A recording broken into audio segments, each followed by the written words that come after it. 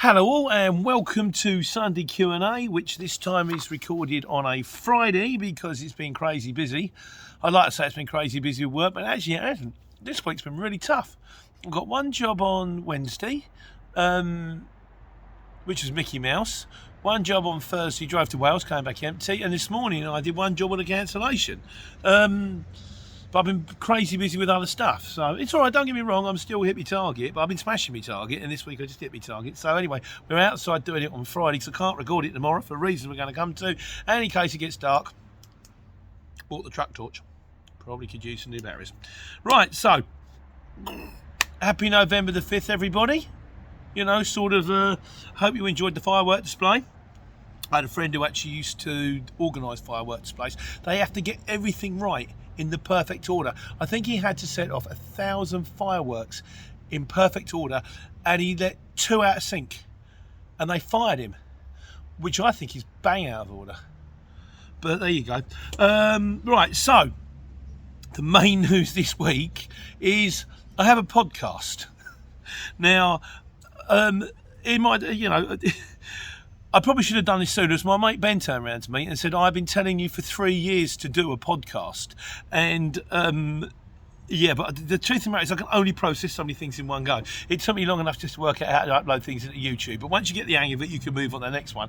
And it seemed like the logical solution. It all came about. It wasn't going to be a podcast about the courier thing. It was going to be a podcast about a coat I once owned. And that might be a similar podcast about just me talking absolute nonsense, as I do sometimes.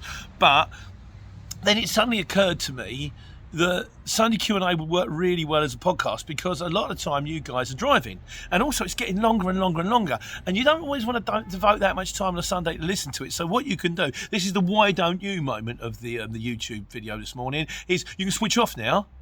You can go and do something less boring instead, because if you want to get up on the points on the Sunday Q&A, and there are a lot of good points made, often by other people, mainly by other people, not by me, because I don't know nothing. It's now available. I know it's on Spotify. It's on Google Podcasts, which you can download the app for free. You can get them.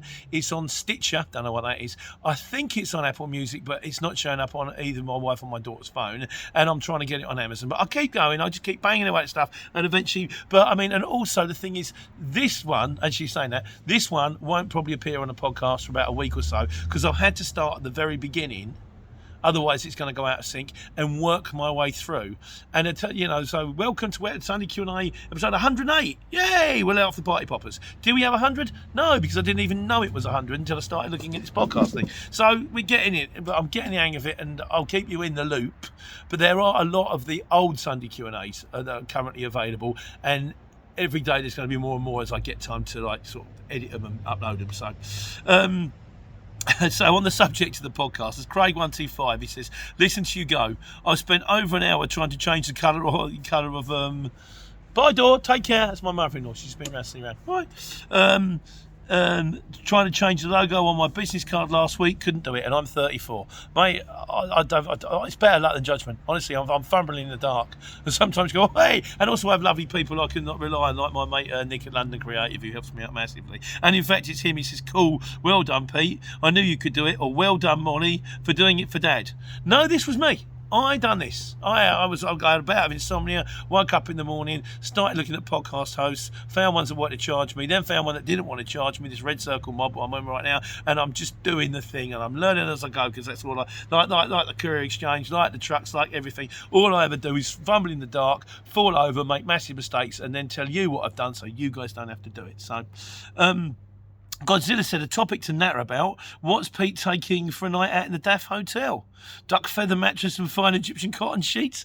Not so much, but I might be turning to you guys in the future to come up with some ideas for podcasts if I go on to the crazy talking one. But at the moment, I'm probably just going to do Sunday Q&A every Sunday until we get that one up and running, and we move to the next one. Paul A. Bevan, who's my man, who also is on Instagram. Paul, if you can give me a link to your Instagram. I'm on Instagram now because of the shorts. We do YouTube shorts now as well. And I'd like to link to it. This guy's he's done some. I'm hoping it's Paul, who's the guy I was speaking to. He's a photography guy. If it's not, let me know and let me know who is a photography guy. But I see this guy's photos; they're really good. And he said you could do a podcast. Like my mate Ben said, he said, could I make him a suggestion? Why not do a monthly podcast and invite others onto the program, talk about music or about photography, food, travel, that kind of things. But the audio should be good. So I might do a monthly podcast. I might even do like a live Q&A. I don't know where it's going to go, but I'm just going to start doing the podcast to start with, and I might have to buy some mics and pop stands, and I don't understand nothing. I only know that because I listened to the Simon Mayo and Mark Como movie review, and they had the big podcast. They had the number one, and they talk about this stuff sometimes. It's good. It's about films, but they're funny. And finally, Jeremy Hawke says, "Hi Peter Monty." He said, "What is it about couriers and massive pot plants? I grow olive trees in big plots down here in Devon. I'd like to see some photos of that, Jeremy. My wife in particular, she's very much into the things, and also the child is still doing her thing." Now I've got to get this right because Nick told me I've got to put my left hand side. So I pretend I'm a Cub Scout.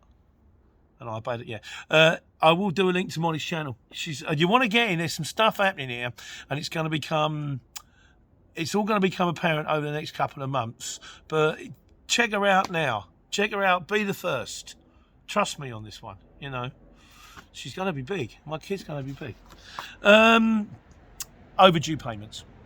So I mean, a guy was out 15 days. He said, I don't know what to do. So I contacted the office and got the Janet and John version of what to do, and we did one on overdue payments. Other people, what they do, Godzilla's. He says, mine is simple.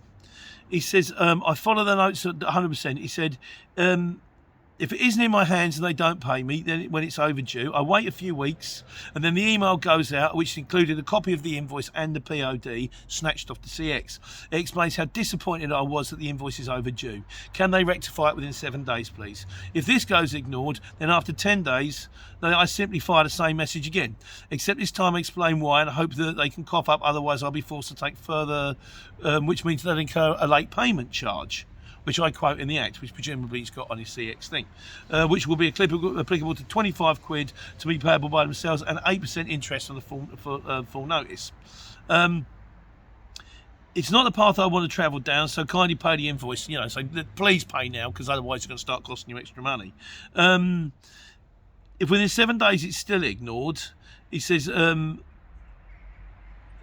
days later, the line of credit, I ran dry, so it's like, it's £25 to claim the money online, MCOL, which is the quick version of suing a company through small claims court. It's a very simple procedure, and as long as you have proof to show due diligence and paperwork, they will get a judgment in your favour.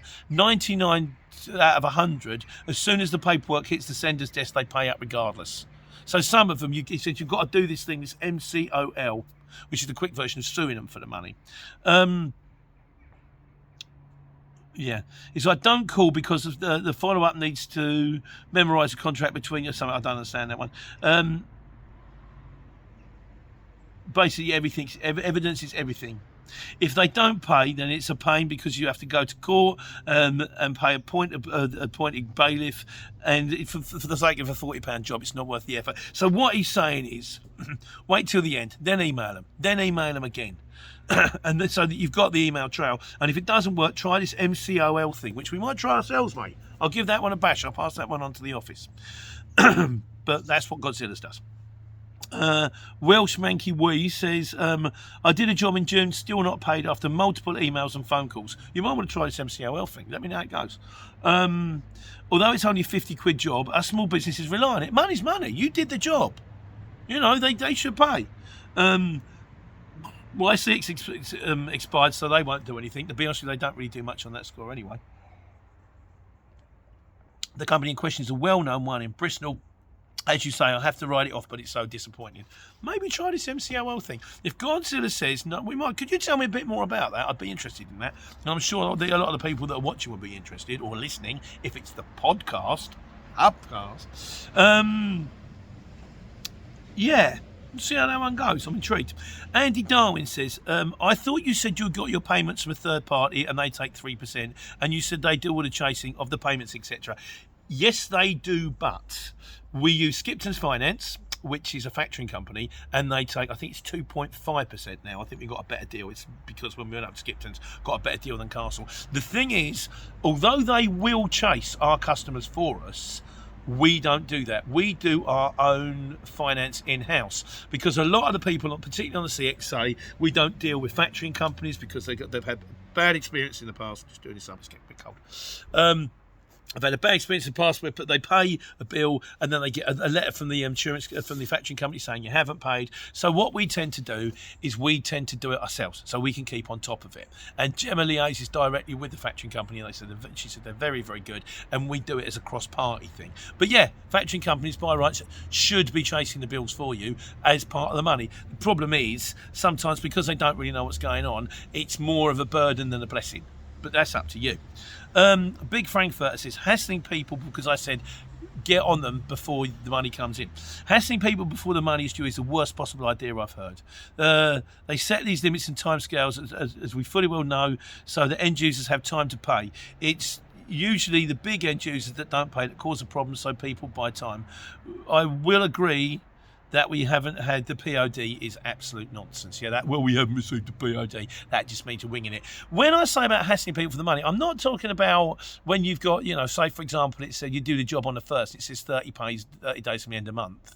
I'm not talking about ringing them up on the 5th and go, where's my money? What I'm talking about, if they've had like 7 of the 8 weeks, or 6 of the 8 weeks and they still haven't paid, ring them up and go, right, you've had 6 of the 8 weeks now, you're due in 2 weeks, the money is coming, isn't it? And at that point you can say, they'll go, yeah, that's fine. And then if you ring them up and they go, we haven't had the POD, so no, hold on, we phoned you 2 weeks ago and you said it was coming. If you hadn't had the POD, you should have told us then. So when I say about hassling them for the money, I'm not talking about like within 5 days. I'm saying if you're getting a smell that they're like time wasters, don't wait till the end. Give them a bell when they're near the end, because you know what, I think you know which way it's going. And the final word as usual goes to the nefarious Steve Campbell, who just says kick the doors down. Yeah, I've actually got a mate to do that. I'm quite lucky in that respect. My mate Big Dave, it's in the book. If you ever read the book, I think it's chapter 8, Big Dave saved me, he did. Anyway, Mud into Gold, which was this was based on something that Molly's boyfriend Dave said, about the fact that if you turn around, people criticise me for doing the CX, for talking about it, as if you tell 100 people how to go into their garden, dig up mud and turn it into gold, 10 of them would try it, 2 would succeed. So I think he makes a reasonable point. Other people, what you guys say? Steve Athers says, hi Pete, always well said what you're doing at CX. If you help one person make a successful courier driver or employ someone, I just want to make the world a better place, mate. I know it sounds a bit soft, but I do. Graham Bell says, Pete, keep the videos coming. I've taken on board a lot that's been said of them. My wee Uncle Albert van is doing great. Pleased to hear that. Winter is coming. The Uncle Albert's getting a bit longer. It's going a bit white in places. Prefer the white to the funny peppery thing, to be honest with you. Don't care if it makes me look cold. I'm looking more like Ben Kenobi. That didn't really work. I can't believe I thought it would. I'm going to upgrade in January. It won't be a transit or equivalent. Instead, he's buying a new Kango. Keep living the dream. Oh, yes, absolutely. And finally, Obi George, who's not Obi-Wan, obviously, he said, I know you think you're doing a good thing, but actually it's a bad thing as well. It's not all good, leave it alone. He did quite a few of these. George, not everyone's a fan. I understand, mate. I have to do what I think is right, and I believe you do too. And, of course, you are entitled to your opinion, which I am happy to share. Did one on pump trucks. Pump trucks is, just one of them shorts, because they're like, less than a minute long. Apparently that's what YouTube wants at the moment. Done a few of them. I'll do a few more. I did one on AdBlue, but I couldn't get it in under a minute. So like the AdBlue magnet. That's coming to a YouTube channel near you soon. Well, this one. John Pacey says, I saw a lorry driver doing a tango with his pump truck at Shoreditch House, Loading Bay and Bethnal Green Road. That's inspired me. I want to learn that. I think we should start a new Olympic sport, pallet truck dancing. People watch that Strictly. It's really popular. Just get a load of geezers in checkered shirts. They're doing the tango and the rumba and the fandango with the old pallet truck. Fantastico. Brilliant. And Steve Campbell says, pallet trucks are full of ups and downs. Marvellous. Right, now we come to a section on trucks. Because I'm running trucks now. A lot of stuff comes up on trucks, so we're going to do the bit on trucks here. Dale Steele says, good engine in Merc trucks. That may well be true, Dale, but there's not such a great gearbox. At least not in mine there ain't. Because the reason I'm recording Sunday Q&A outside, battered in the darkness on a Friday, is tomorrow morning I'm picking up Harry and we're going back to Northampton to pick up the Merc, which Harry drove down last Saturday because we had to return it because the clutch was shot. Brilliant. You know, we wasted another day. So basically, he drove it all the way down from Northampton, absolutely fine. Then he went to reverse it into the yard and it started shaking. It wouldn't move. And I thought, what's he doing? Maybe he don't know how it works. And he went, I'm supposed to do this. And then, fair play to him, he went away, YouTubed it, found a way to reset the automatic gearbox online, come up here on a Sunday, reset the gearbox. It was absolutely fine. I thought, oh, well, you know, schoolboy error, no problem at all. Took it to work on Monday and it started going, no, Tuesday, because Monday he was driving to a building site and he didn't want to get his new lorry dirty. Took it out on Tuesday, so it's gone back. They reckon it's the clutch. So we're off to pick it up tomorrow. But I'm getting a Merc 1824 with a brand new clutch for the same money. So if the clutch is good, it's brand new and it works. I kind of swallow that. I'll keep you informed. The Urban Trucker says, hi Pete, on the subject of costs of parts, many different manufacturers, I've had experience operating Scania, DAF and MAN, and everyone said that Scania was going to cost me a fortune to maintain, but it hasn't been the case. Yes, some of the parts can be expensive from the main dealer, but there are loads of specialist suppliers out there for all manufacturers, so I wouldn't worry about buying a Mercedes because the price of parts, mate. Operate the trucks you want, not what people tell you to run. I know people that run Ivecos and swear by them, yet most people say they're rubbish. Ivecos, I vibrate, everything comes off. Personally, I was looking forward to stick with the Scania and maybe evolve in the future. I've always liked Scanias, and then my mechanic says, oh, Scania's not what they used to be, and then Mans are good, they're basically a Scania. How does that work? I like DAFs because I've had 3 DAFs and they haven't let me down. I've had 1 Merc, on day 2 it's let me down. But then I drove Penny and Jessica for my entire Luton career, both of which were Mercs, fantastic vans. So I'm just going to find out. I'm just going to do what I do. Stumble in the dark, fall over, cut myself, bang my head, tell you what I've done wrong so you don't have to. Paul Slight says, hi Pete, so to step up from a Luton would go to a 7.5 or an 18 tonne, and is the price per mile more on an 18 tonne, which has more jobs posted than the CX? You want the 18 tonne? You get more per mile, you tend to do less miles in a job, and it's you can on an 18 tonne you can bid on 12 tonne and 7.5 tonne. In a 7.5 tonne you're really just bidding on 7.5 tonnes. So I've only got a 7.5 tonne because when I picked it up, I had granddad rights, it's all I could drive, and I've kind of become attached to it. You know, so it's a good truck. She works, but Alice is fantastic, good truck. And also the thing I like about 7.5 tonnes is they go in place. In fact, I am going to do a video that says, why do I recommend 18 tonnes, despite the fact I'm driving around a 7.5? I'll explain the whole lot in detail. Godzilla's. It's getting dark. That needs a new ballast. Useless. You're rubbish. You got lights out here? Somewhere. But I'm on a minute. Because we're on the electric trucks. We talked about the electric trucks. The Renault electric truck range is meant to do 240 miles on a big battery, but the reality, the smaller one has a charge range of 75 miles with a 2-hour charge time, less range in the winter. Charge time's good, but unless it's going from, say, Amazon to Amazon, you have your own charge points, so it's useless. As you can imagine, car drivers get stroppy when you pull up to a charge point on a motorway services, taking up 8 bays. Love the idea, but frustrating that Tesla's offer being able to use their technology for batteries under license. So they basically Tesla's technology hasn't been taken up by trucks apparently. Without a 300-mile range, they're next to useless. Yeah, I'd say that.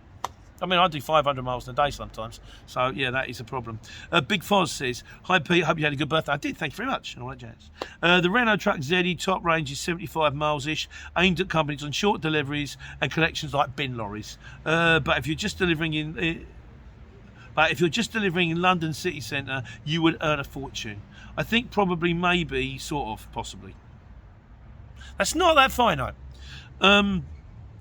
Oh, well, I don't know. I seem to think all these electric vehicles are not the answer. They will be the answer in time. It's going to go that way. Sooner or later, they might have electric charge points through the road, or electric charge points everywhere, or a solar panel in the roof which charges your truck as you drive. It will happen. It's just when. And at the moment, it's not there right now. Domain name guy says, some of my best times as an agency driver were when I was driving a brand new 7.5 tonne Merc, doing 20 deliveries a day, etc. Although Mercs cost more, they're obviously new Mercs cost a few quid more, but the company gets it back in reliability. A reliable truck and a reliable driver makes an easy day. Yeah, I like that. I still like Mercs. I'm going to wait and see, so you can't throw the baby out with the bathwater. Might have been a small hiccup, we'll see how we go. And cup holders everywhere, it's just nice. It's got this gear stick that goes forward and backwards as opposed to the which is a turny clicky thing. It's kind of cool. I want it. Even though it doesn't work, I still want it. I don't care if it breaks, I'll pay for it, I'll just repair it. But I can't, not at the moment. I'm in Alice. Alice is fine, we like Alice. Ski says, how you doing? You did tell me how to pronounce your name, but I'm just going to call you Ski if that's cool. Thanks for your advice, Pete, because he was the one who said, I've got a 7-seater minibus, want to turn it into a van. This is where on the Wise Guys section of the show, by the way. He says, I'm going to start in a minibus, have a fantastic November, all the best, Colin. Thanks, Colin. Now, Steve Campbell's come back to you on this one, Ski. He said, your 7-seater Transit is an extra long wheelbase Transit, 4.6 from the factory. So the ski fella will need an O licence unless he's got a gross plated vehicle lowered. Now what you can do, because my mate Trevor did this back in the day, if your Transit is currently on like a 4 tonne or a 4.5 tonne plate, rather than getting an O licence, you can apply to the ministry to have it downgraded. So you get the same vehicle, but you say it's only going to carry 3.5 tonne or less. So then you don't need an O. So you might want to look into that, mate. It might not be quite so straightforward as jumping in the van and driving. This is something you can come back to us on. We can sort that one out. Steve Campbell, by the way, is now working at the milk place in Sunderland. He says he does about 35 drops and then back to the depot around 3 p.m. to unload, finish around 3:30. I was allowed to run, I like this, I was allowed to run on my own yesterday and I used the circuit app for the first time. Got back at lunchtime. That saved him 3 hours. He said the depot manager thought I must have missed some drops, but I hadn't. So in the morning he wants to come and see me how I do it. Keep me in the loop with this, Steve, because I plug this circuit thing and they pay me. I tell you they pay me. But they pay me because I don't mind plugging it because it's really good. Even if they offered to pay me and I thought it was no good, I'd say no thank you, I'm not doing it. But they would really like, the circuit mob, to find someone to do videos who's using the circuit app and actually show how it works. And I know you've done videos because you did the one that got you the sack with the van. Talk to me.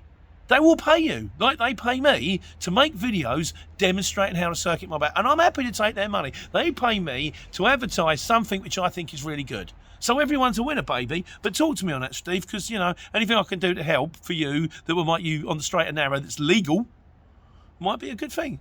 You got my number, or do me on the thing. Message in the comments, please. Hong Kong Fooey says, oh, it's about fuel cards. Sorry, take a drink there. He said, I guess it's down to fuel efficiency versus mileage. If you're banging big miles, you're better off on the mileage scheme. If you're getting 50 miles per gallon, etc., e.g. 2,000 miles a week, this gives you £500 in tax relief mileage allowance. I didn't realise there was kind of a mileage scheme, right? I just got fuel cards, which I'm paying too much over the odds. I'm paying 4p over the odds. I was talking to some guys. Oh, by the way, Rob, I was talking to your mate, Rob from Chiltern, who listens to the podcast. He said, my mate's just turned up, he watches your videos, and I should have come and said hello, but it was 6 o'clock in the morning. I was kind of a bit like, I didn't want to sort of go, hello, it's me, but thanks for listening and all that kind of stuff. And he was telling me they were getting 4p a mile cheaper than we were, and you've got to ring them every week, and it's boring. I don't want to ring you every week. Just give me the best price, but they don't. Right, we're on to the miscellaneous. Still fighting the darkness here. How many have I got left to go? Page and a bit. Chris Sparrow. He says, it's a great video. Funny enough, he found me while he was skipping around researching about the haulage exchange. Out of interest, what are your thoughts on the process? There's about 1 million videos on it, Chris. Please feel free to go back and watch any other videos, or there's now a podcast, and each podcast has got a brief description and also has got it's in the title. old vans, how to get an O licence, what to do if you're on the speed awareness course. You know, they're all in the title, so it's all out there, mate. I hope there's more to help you. Please feel free to indulge, you know. M4 Productions says, hi Pete, thanks for the video about lorry insurance. You're welcome. A few months ago I was doing my transport manager CPC, and I was talking to a few operators and the teacher, asking them how much to insure an early Euro 6 7.5 or 18 tonne. One of the guys said, because my age is 27, I live in London, I'm looking at around £8,000 annually just for me, excluding fleet insurance. Probably. Insurance is how long's a piece of string, like, you know.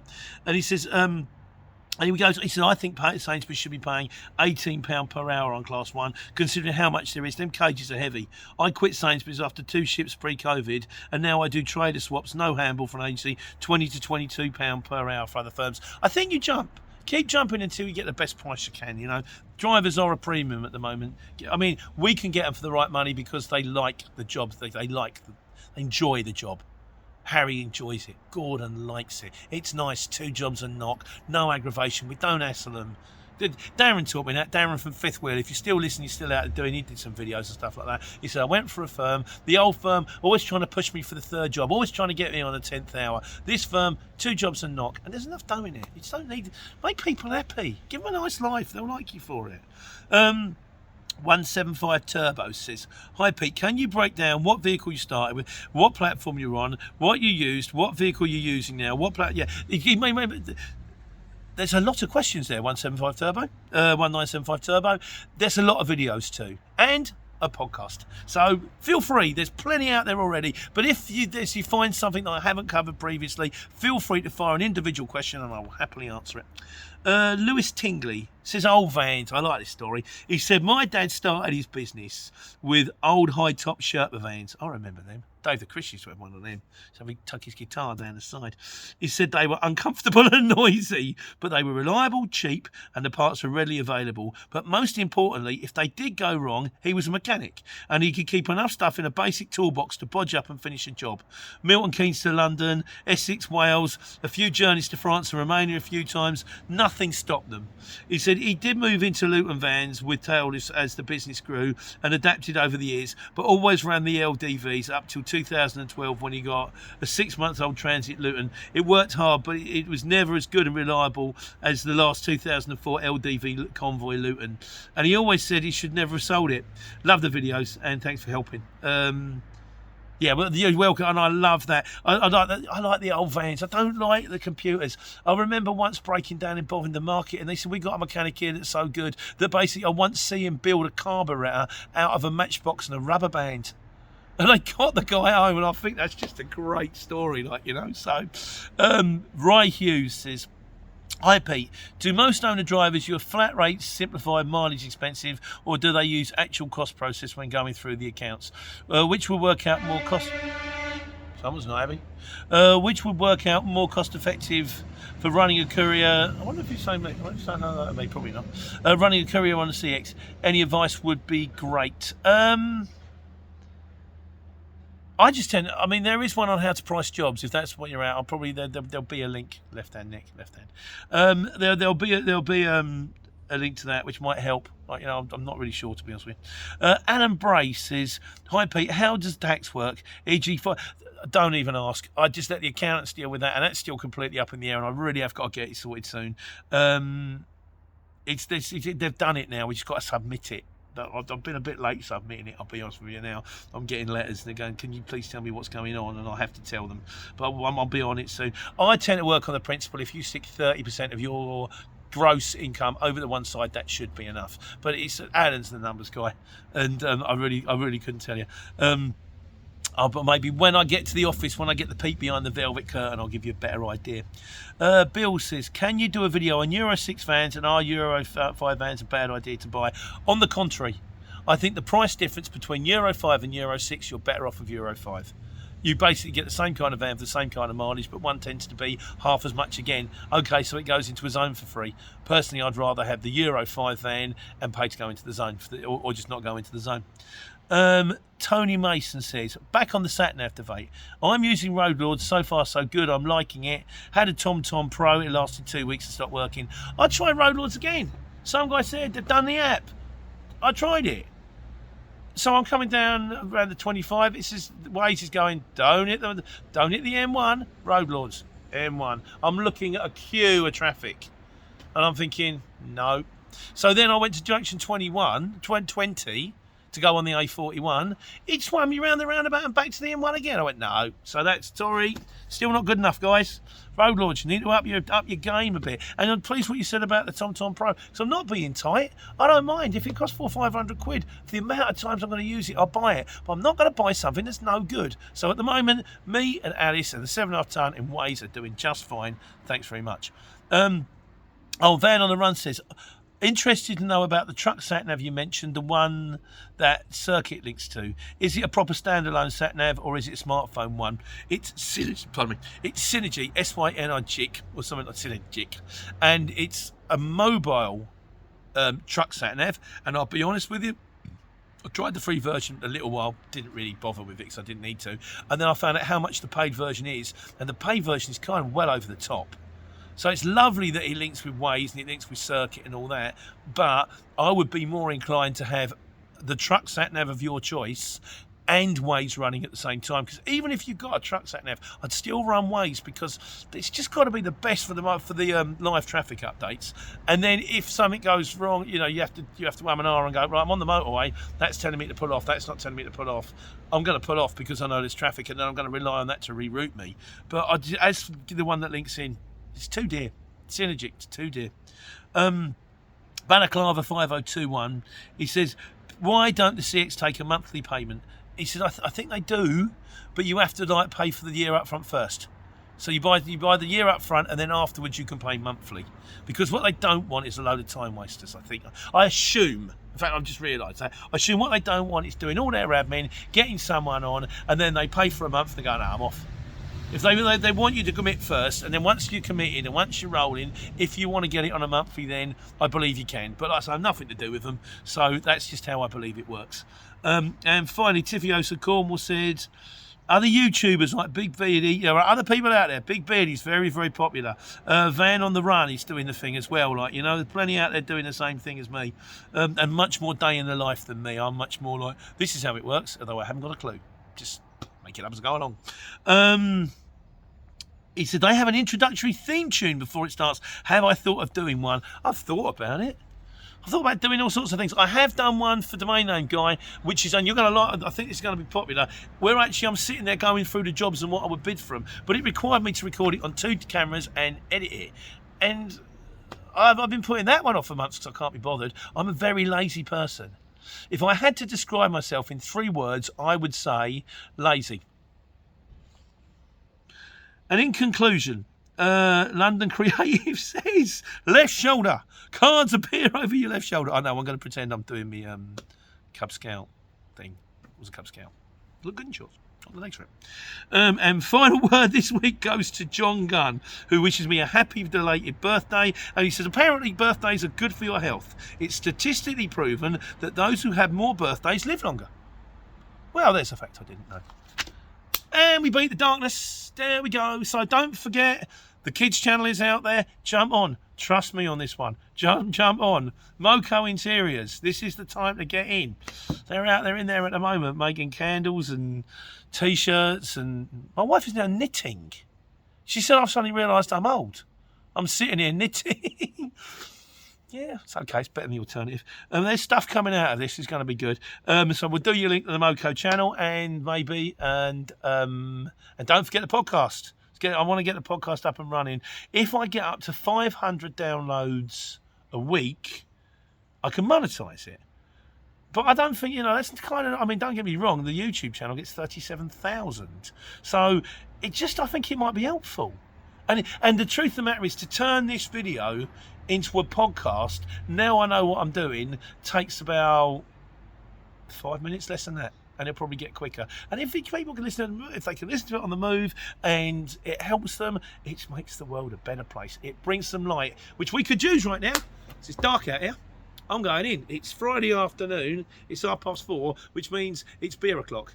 Normally beer o'clock is, of course, 5 o'clock, but it's Friday, so it's unofficial beer o'clock. Oh, and I haven't got a job for the morning. And I've had this on airplane mode for the last 34 minutes, because otherwise if a job pings in, it stops the video. So I've got to go back to bidding. So from me, and me Harry Potter bins, take care, take money.